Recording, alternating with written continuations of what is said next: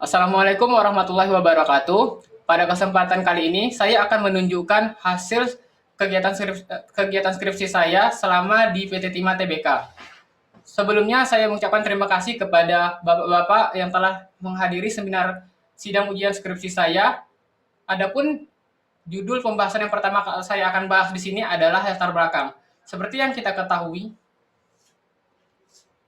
PT Timah merupakan salah satu perusahaan yang bergerak di industri penambangan, yang mana pengelolaannya adalah jenis pengelolaan penambangan timah, yang terdiri dari 4 unit produksi, yaitu unit produksi Darat Bangka, unit produksi Laut Bangka, unit produksi Belitung, dan unit produksi Pulau Kundur dan Karimun. Kemudian, adapun luasan IUP yang dimiliki oleh PT Timah itu sendiri adalah sekitar untuk IUP daratnya sendiri 284.926 hektar, dengan luasan IUP lautnya lebih kurang sekitar 184.400 hektar. Dengan luasan IUP yang dimilikinya, PT Timah sendiri tidak terlepas dari permasalahan lingkungan. Oleh karena itu, sangat mengganggu baik permasalahan rencana jangka pendek maupun rencana jangka panjang. Dengan adanya permasalahan tersebut juga, PT Timah melakukan sebuah inovasi teknologi, yaitu dengan membuat semacam teknologi sistem penambangan yang dinamakan metode penambangan sistem borehole mining atau BHM, yang mana dengan prinsip kerja yaitu mengisap material dengan dan menyemprotkan air dengan tekanan tinggi. Kemudian yang berikutnya adalah rumusan dan batasan masalah. Untuk rumusan batasan masalah di sini, untuk rumusannya sendiri, saya mengangkat 2 poin penting. Yang pertama, 3 poin penting. Yang pertama itu adalah mengetahui bagaimana sistem perencanaan penambangan berdasarkan target produksi yang telah direncanakan di PT Timah itu sendiri berdasarkan rencana kerjanya. Kemudian yang kedua adalah mengetahui permasalahan yang dihadapi dalam mencapai target produksi berdasarkan rencana kerja di tambang kecil terintegrasi. Serta yang terakhir adalah mengetahui bagaimana solusi yang diharapkan dalam mencapai target produksi berdasarkan rencana kerja di tambang kecil terintegrasi. Untuk batasan masalahnya di sini, saya membatasi pada 2 aspek penting. Yang pertama itu adalah aspek teknis. Aspek teknis di sini lebih kepada aktivitas penambangan. Kemudian aspek ekonomisnya lebih pada aspek perhitungan BEP, BEG, serta BSR yang merupakan salah satu indikator untuk mengetahui nilai titik impas dari perencanaan itu sendiri. Berikutnya adalah tujuan dan manfaat penelitian. Untuk tujuannya sendiri dan manfaatnya itu sendiri, yang pertama mengetahui sistem perencanaan penambangan berdasarkan rencana kerja untuk mengetahui target produksi di tambang kecil terintegrasi. Kemudian yang kedua adalah mengetahui permasalahan yang dihadapi dalam mencapai target produksi. Serta yang terakhir adalah mengetahui solusi yang diharapkan dalam mencapai target produksi. Berikutnya adalah solusi untuk penambangan timah itu sendiri terdiri atas 2 jenis, penambangan lepas pantai dan penambangan darat. Yang pertama itu penambangan lepas pantai terdiri atas 2 jenis. Yang pertama itu adalah penambangan menggunakan kapal keruk, di mana dia menggunakan sistem jangkar, artinya posisi kapal akan bergerak ke kiri ke kanan, artinya posisi kapal akan diam dengan melakukan proses penambangan dengan menggunakan semacam kaf atau mangkuk pada area penambangan dengan kedalaman sekitar 30-40 meter di atas permukaan laut.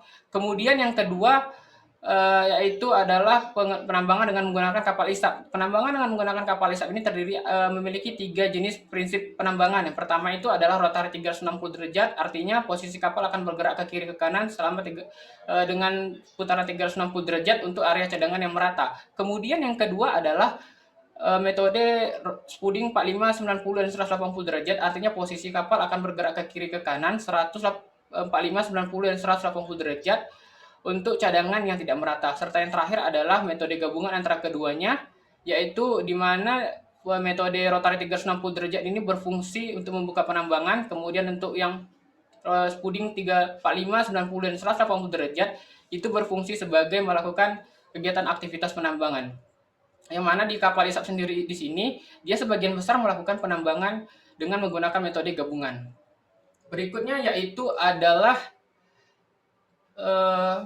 penambangan darat. Penambangan darat di sini terbagi atas 3 jenis. Yang pertama tambang besar, artinya penambangan dengan skala besar yang pada umumnya yaitu dengan menggunakan alat-alat mekanis. Kemudian untuk penambangan yang kedua tambang semprot, artinya penambangan yang dilakukan dengan menggunakan sistem prinsip kerja yaitu membuka lapisan keruk, kemudian membuka semacam aliran untuk menuju ke washing plant, kemudian disemprot dengan tekanan tinggi.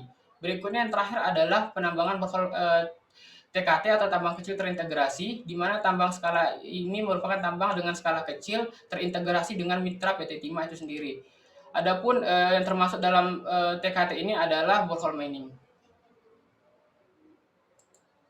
Berikutnya adalah prinsip dari kerja borehole mining. Prinsip dari kerja borehole mining yaitu adalah dimulai dari settling pond, air kerja akan masuk ke dalam pipa BHM dengan ukuran yang lebih kurang sekitar 4 inci untuk jalur air, kemudian 2 inci untuk aliran material. Akan mengalir melalui jalur swivel yang merupakan berfungsi sebagai pemisah antara jalur air dan jalur material. Kemudian di sekat antar keduanya itu terdapat sebuah casing untuk menahan material yang terhimpit. Di ujungnya terdapat sebuah nozzle yang berfungsi untuk mengeluarkan atau menyemprotkan air dengan tekanan tinggi sehingga akan menjadi semacam slurry feed atau material. Untuk kedalaman maksimal sendiri sekitar 15 meter dengan kemampuan untuk mengisap material itu sekitar 4 meter per second, untuk penyemprotan mencapai 25 sampai 30 meter per second. Berikutnya ini adalah gambar untuk lebih terperincinya dari struktur bagian alat BHM. Jadi yang tanda 2 panah ke bawah itu merupakan jalur untuk aliran air, kemudian yang ke atas merupakan jalur untuk material atau slurry itu sendiri. Berikutnya adalah proses penambangan borehole mining. Proses penambangan borehole mining ini dimulai dengan safety talk untuk mengetahui tentang memperingati tentang kaidah-kaidah tentang K3. Kemudian yang kedua yaitu proses land clearing dengan skala kecil. Gambar berikutnya adalah hasil dari land clearing itu sendiri. Bersamaan dengan itu dilakukan mobilisasi alat. Setelah itu dilakukan penyetingan tripod untuk melakukan pengeboran berdasarkan rencana kerja yang telah dibuat untuk area-area yang telah dibuat. Kemudian yang berikutnya yaitu adalah melakukan proses pengeboran, dilanjutkan dengan penyetingan tripod untuk diarahkan ke lubang yang telah dibuat semacam lubang untuk dari hole maker itu sendiri. Dilanjutkan dengan pemasangan pipa. Pipa pertama langsung dihubungkan dengan nozzle untuk sebagai jalur masuknya air nantinya. Kemudian dihubungkan dengan beberapa pipa berikutnya. Pada pipa bagian akhir akan dilanjutkan dengan pemasangan swivel. Nah, swivel tadi itu yang berfungsi sebagai jalur pemisah antara keduanya, yaitu air maupun material. Ini adalah gambar untuk proses penambangan. Setelah itu, lubang bekas tambang ini nantinya akan ditutup kembali dengan menggunakan material bukaan sesudahnya nanti. Kemudian pada proses akhirnya adalah dilakukan proses pemindahan alat, baik alat mesin maupun alat BHM.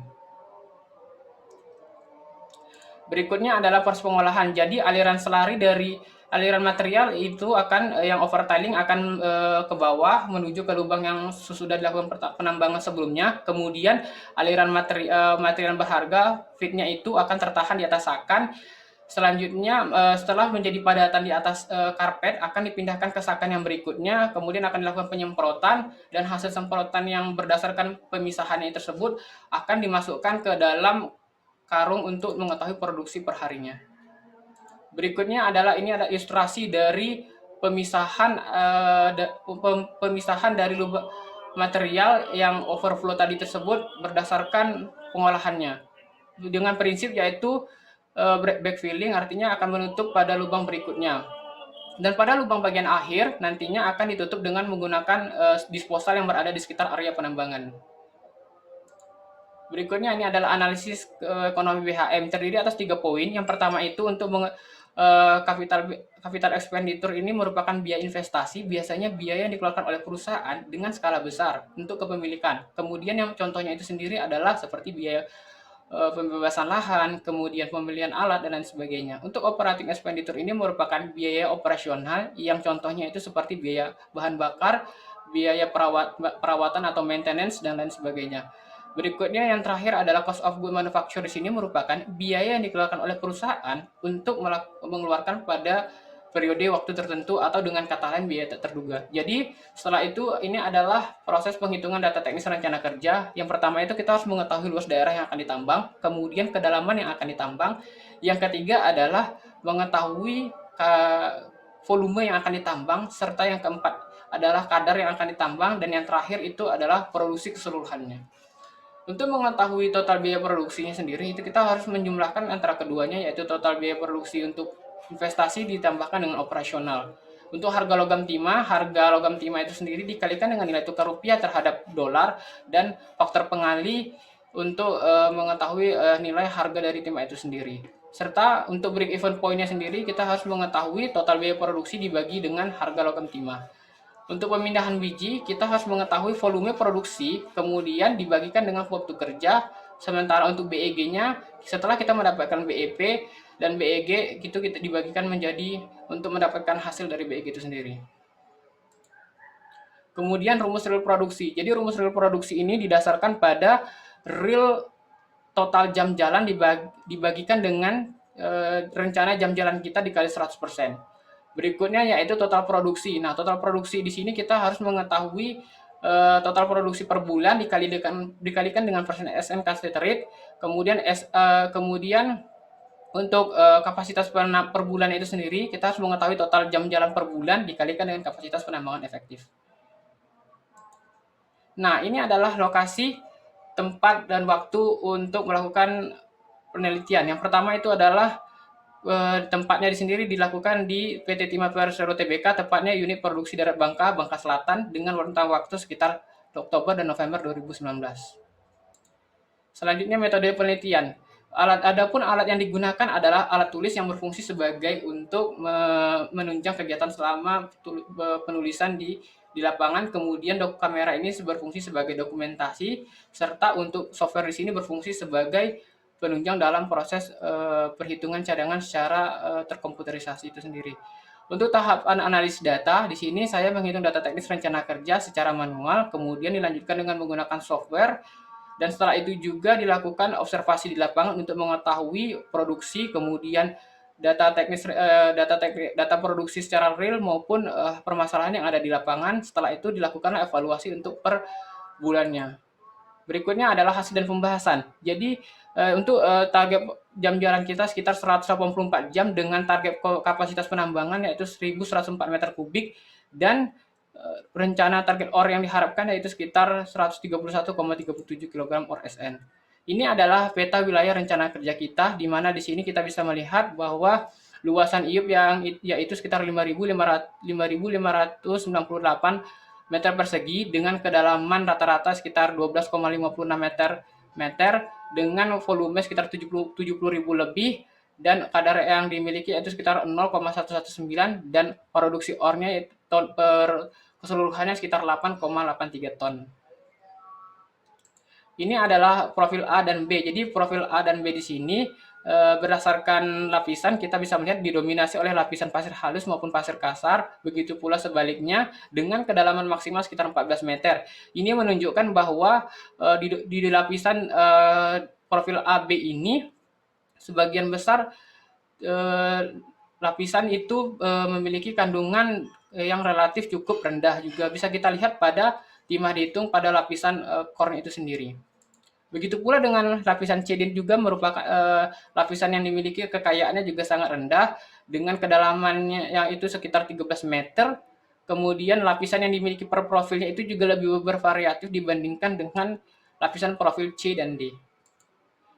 Kemudian untuk rencana biaya di sini berdasarkan biaya investasi yaitu sekitar 425 juta dengan biaya operasional sekitar 65 juta. Jadi total keseluruhannya sekitar 490 juta dengan harga logam timah per tonnya itu sekitar 153 juta, dan harapan OR BEP-nya itu sekitar 0,139 ton atau 139,4 kg OR SN per hari, dan harapan BEG-nya sekitar 8,21 dengan volume pemindahan biji sekitar 16,97.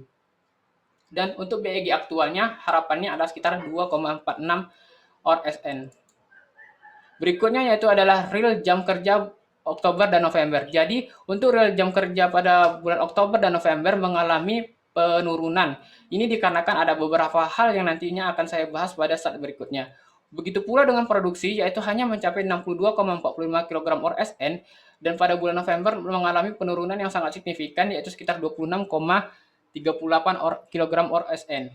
Untuk kapasitasnya sendiri yaitu sekitar 67,116 kg ORSN, dan kapasitas untuk per bulannya pada bulan November sendiri mengalami penurunan lebih signifikan yaitu sekitar 42,126 kg ORSN.